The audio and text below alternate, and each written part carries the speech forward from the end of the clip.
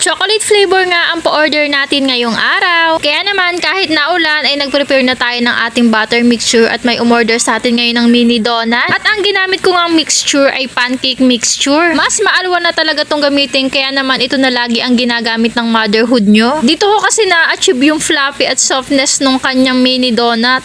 May pa-English. At dahil nga 2 orders ang ating gagawin ngayon ay yung 250 grams lang ang binuksan natin. Tansyado ko na nga ang tubig na nilalagay ko dyan at sa aking ginagawang ito ay makakabuo tayo ng 30 pieces na mini donut. At dahil nga 20 pieces lang ang kailangan nating donut ay malamang yung 10 ay kay Mickey Boy na mapapapunta. Tansyado ko na rin ang oil na nilalagay ko kaya naman hindi ko na mini-measure pa, ganun. Nakakataba lang din ng puso na talagang may na-order na sa atin kahit pa ilan-ilan. Hindi na tayo nawawalan. Nakatulong din talaga sa akin ang pagbablog dahil dito napapanood nila yung mga vlog ko at nakikita nila ang nagtitinda nga ako ng mini donut. Kaya naman na-order na din sila. Halos nga nung umu-order sa akin ay ang sabi ay napanood lang nila ang vlog ko kaya natakam sila at napa-order, ganun. At eto nga, pinrihit lang natin yung ating donut maker, nilagyan ng oil at mag-uumpisa na naman magluto ng mini donut ang motherhood nyo. Buti na lang talaga at may umorder sa atin ngayong araw para may ma-content din tayo, char. Kaya naman sa umorder sa akin ngayon ay hulog ka sa akin ng langit, ganun.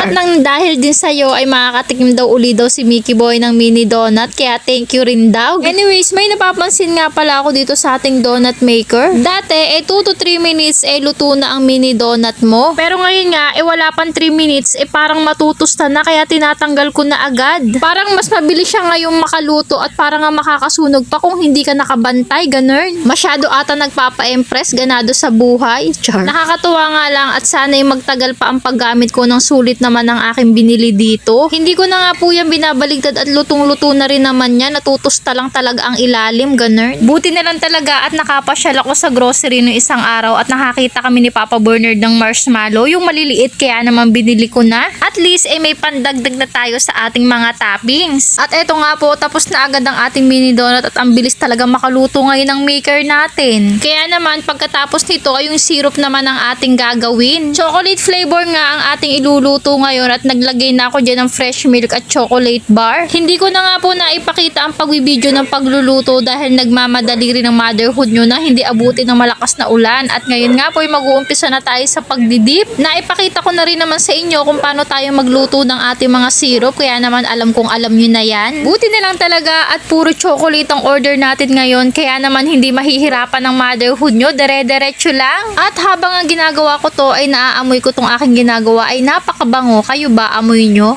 Char. Napansin ko na nga rin na last chocolate bar ko na pala to at kailangan ko na uling bumili para makapag-stock ako. Kasi kahit nandito lang naman siya sa loob ng rep ay hindi naman niya masisira. At sa unang box nga na ating ginawa ay nilagyan ko lang siya ng toppings na white kisses at lalagyan ko siya ng marshmallow. Ubusan na rin nga pala tayo ng sprinkle kaya naman kailangan na talaga natin bumili. Pati ang mga box natin ay wala na rin. Nyos ko dahil. Patunay lang yan na nakaubos na tayo ng 50 boxes of mini donut. O diba? Ang saya-saya. At tapos na nga unang set of box natin ng chocolate kaya naman proceed na tayo sa pangalawa. Same procedure nga lang ang ginawa natin at talaga namang kaya-kayang buhay ni motherhood yung iisa ang flavor ng ginagawa natin. Hindi tayo nagmamadali. At ang inilagay nga nating toppings dito ay crushed Oreo at chocolate chips. Nag-add na rin ako ng konting sprinkles dahil nga naubusan na tayo. Tamang-tama naman na pagkatapos kong gumawa ng mini donut natin ay tumila-tila na kaya naman ready for deliver na ang motherhood nyo kahit may baha. Wala nga makakapigil kay motherhood dahil ulan ka lang, tindera ako ganun at kailangan ko ng money.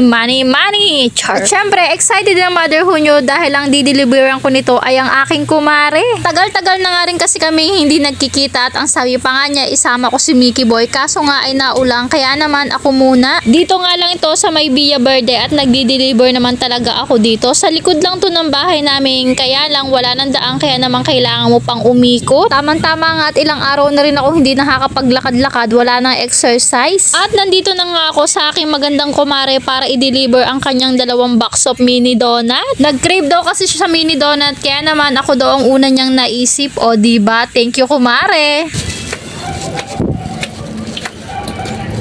Tao po. Every weekend kasi, wala naman silang pasok ng kanyang hobby. Kaya naman, andito sila ngayon. Kaya naman, tamang-tama at makikipagtsikahan ako sa kanya at matagal-tagal na kaming walang kwentuhan. At habang nagdadaldalang kami ni Ninang ay si Ninong ay busy-busy naman. At nakakatuwa pa nga may palibre pa silang milk tea para kay Mickey Boy. O diba, nakabenta ka na, nakalibre ka pa.